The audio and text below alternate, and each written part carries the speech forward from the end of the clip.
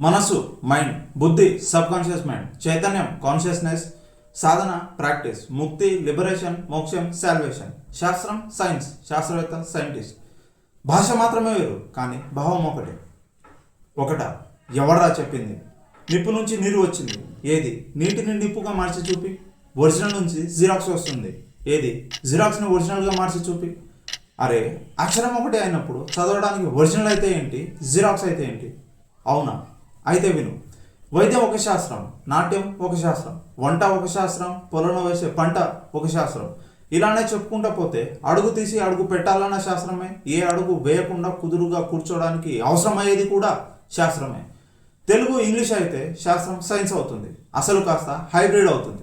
అలా అవడం వల్లనే హాస్పిటల్ అవసరం పెరుగుతుంది, చదువు అంగడిలో కొనే సరుకు అవుతుంది, వ్యవసాయమా ఎప్పటికీ తీర్చలేని వ్యయమవుతుంది, ఇంకా ఆనందమా బెల్ట్ షాపులోనే కొనే బాటిల్ మాత్రమే అవుతుంది. ఎందుక? మనసు గురించి అడుగు, గుడి బయట సన్యాసి కూడా చెప్తాడు. శాస్త్రమా బర్రెలు కాసుకునేవాడిని అడుగు, వైద్యమా మంత్రసాని అడుగు, వ్యవసాయమా నీ ముత్తాతను అడుగు. అదే డెలివరీ సైన్స్ మైండ్ అగ్రి అంటే నోబడీ నోస్. భాష మారడం వల్ల కేవలం ఖర్చు మాత్రమే పెరుగుతుంది అనుకుంటే తప్పు. జీవించే కళ తగ్గుతుంది. మనసుకు పరిస్థితిని బట్టి వంగే గుణం కాకుండా విరిగిపోయే స్వభావం పెరుగుతుంది. ఇదా ఎదుగుదల? ఇదా మీ దృష్టిలో ఒక మనిషి స్థాయిని నిర్ణయించేది?